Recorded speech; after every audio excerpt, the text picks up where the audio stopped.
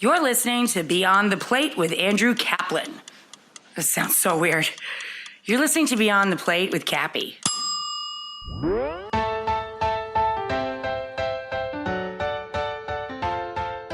Hey everyone, this is Cappy, and you're listening to Just the Plate, a production of Beyond the Plate. Just the Plate is a short segment where chefs describe a dish or a recipe that is meaningful to them. Last week, you heard from Chef Spike Mendelsohn. Spike is a chef, restaurateur, TV personality, culinary consultant, food policy advocate, father, surfer, cookbook author, blah, blah, blah. I joke. In 2008, Spike opened up his first restaurant in his culinary empire on Washington, D.C.'s Capitol Hill called Good Stuff Eatery, which quickly became a favorite of political elites, including President Barack Obama. He has since opened a pizza place called We the Pizza and a taqueria called Santa Rosa Taqueria, all on Capitol Hill. If you missed last week's episode with Spike, please be sure to check that out. But for now, Spike is going to walk you through how to make a dish from the Greek side of his family called Keftedes. Keftedes are essentially Greek meatballs. This is a fun one because I know Spike is very passionate about food, especially when he's describing a dish that he ate or that he cooked. And he gives some great tips along the way when you're rolling meatballs, what type of meat to cook and herbs to use and cheese to use and when. And it's chock full of information, to be honest. But this is one of those episodes or one of those dishes that you're really going to want to cook after you hear it. Kind of like all these Just the Plate episodes. Haha. I'll stop talking here, but this is Just the Plate. Hi, Spike. How you doing, sir? Good, man. How are you? I just listened to the podcast this morning on my way to work. Did you? I did. That's exciting. It is. It's really good. It's really good, man.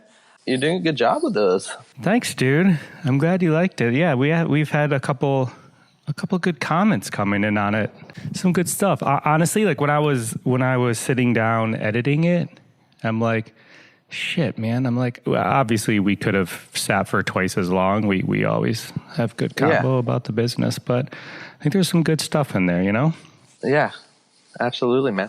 All right. Well, I am Chef Spike Mendelsohn, chef, restaurateur, author, policy advocate. I am primarily a DC chef. I have Good Stuff Eatery, We the Pizza, and Santa Rosa Taqueria, all fast casual restaurants on Capitol Hill. One of my favorite recipes that I love cooking that has a little history to it is my nona's Keftedes.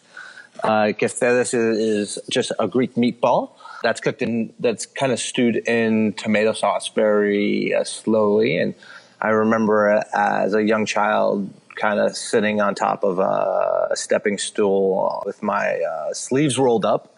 And I would be making these meatballs with my grandmother, and we would be cooking them off. And we'd, what we really loved to enjoy them with was some bread and some feta cheese. And more importantly, my grandmother would drink a couple of bottles of white wine while eating this dish. So to run you through the recipe, we get a mixture of meat.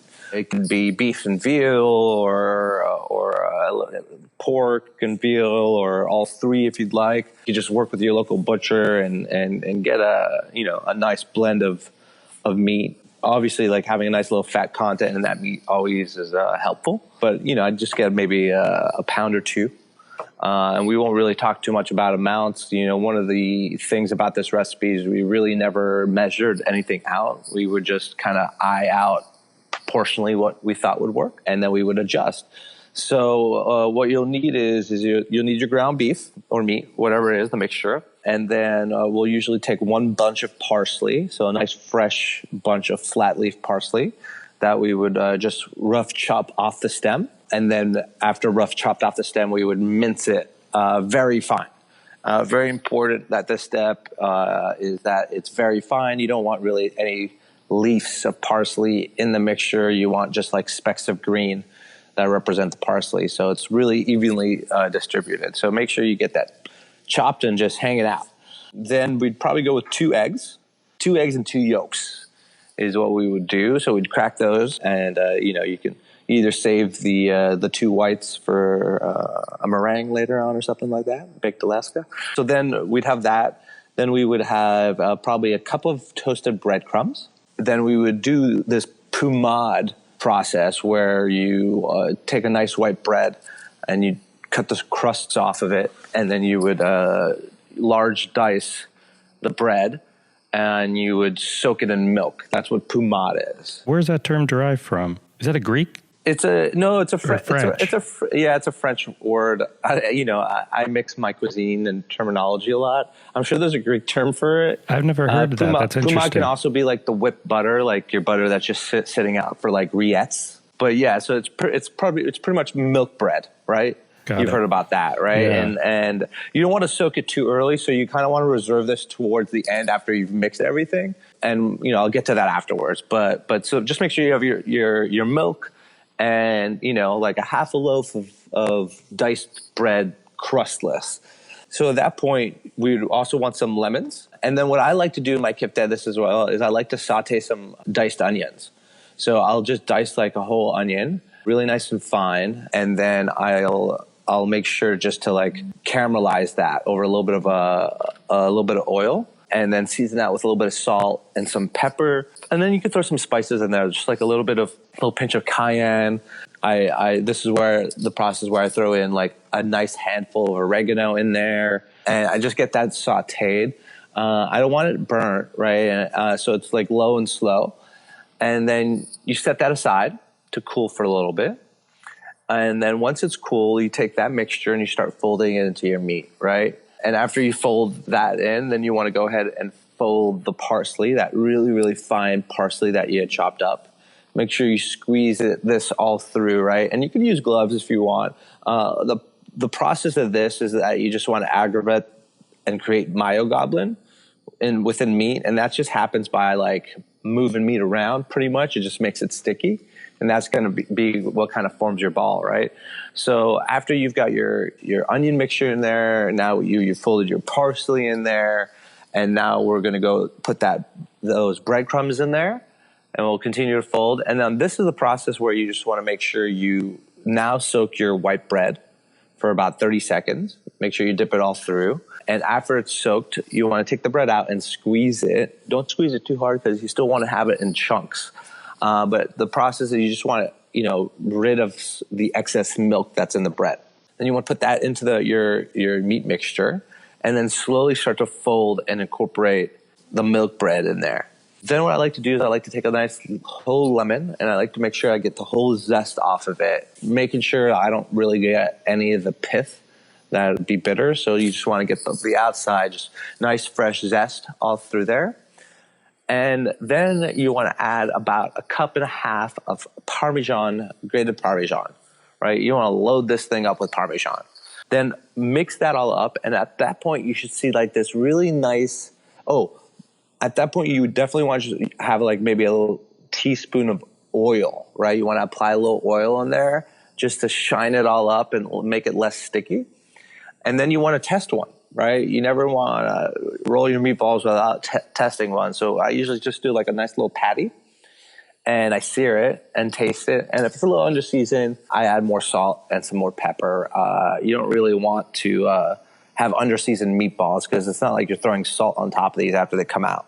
So while this is all sitting and the flavors are permeating and getting really, really delicious, we're going to, make a quick flash tomato sauce. And flash tomato sauce is some onions, some garlic, all chopped up.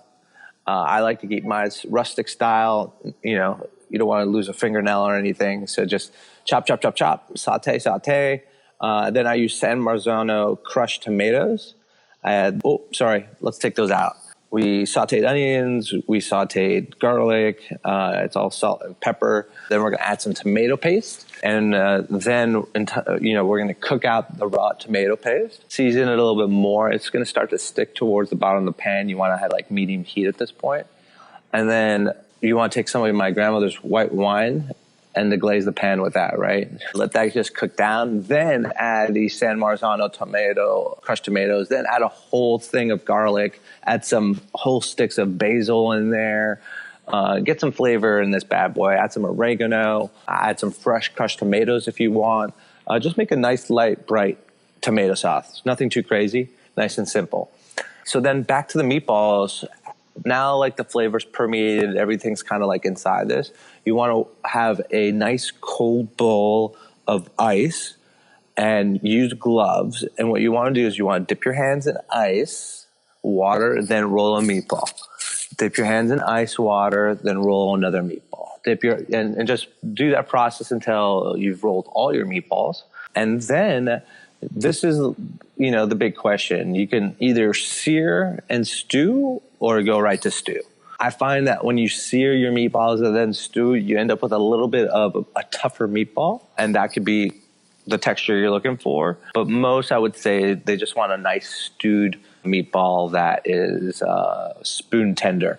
Just put the meatballs in your tomato sauce, throw your oven at 375 degrees. Throw your oven at 375 degrees first, then put your meatballs in your tomato sauce and put that pan in the oven and let that cook for about 45 minutes. Make sure you just kind of constantly baste your meatballs, and then you have a meatball and bread and feta cheese. And that, Mr. Cappy, is our recipe, Keftedes. Awesome. Did she just stew, or did she ever sear, or did you do the searing part? No. Grandma just stewed. You have to remember, Grandma loved the white wine, so she just put the meatballs in the pan, set it, and forget it. And so Parmesan cheese went in the meatball. So it comes out of the oven in this delicious like red sauce that's gotten like kind of rich and cooked out. And these meatballs are probably tender and flavorful and incredible. And the red sauce probably picked up some of the flavor of those meatballs. How are you serving it? How does she serve it? Well, she just served it. So these meatballs are best eaten out of pan at room temperature. So she would put the pan on the dining room table, just leave it there on a plate warmer, and she would just leave it there. But we would never eat these meatballs right out of the oven, right? Like super hot. They would get to room temperature because that was the best temperature to eat these at, and it's very true. Like there's certain foods at certain temperatures, right, that are the best. Like smoked salmon. Like there's a perfect temperature to eat that at.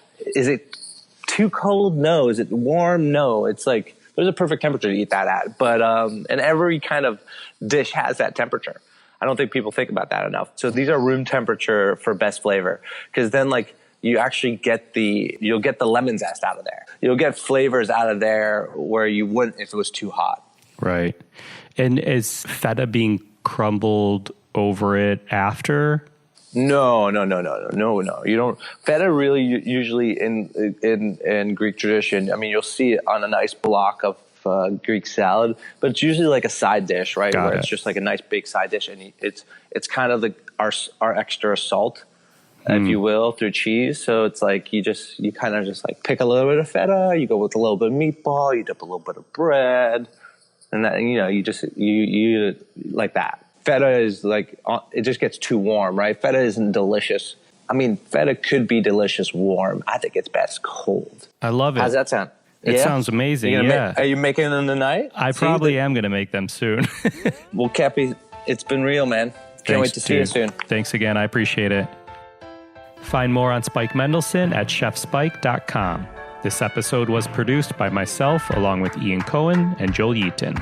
You can find me and keep up to date with this podcast across all social media platforms at On Cappy's Plate, or go to beyondtheplatepodcast.com.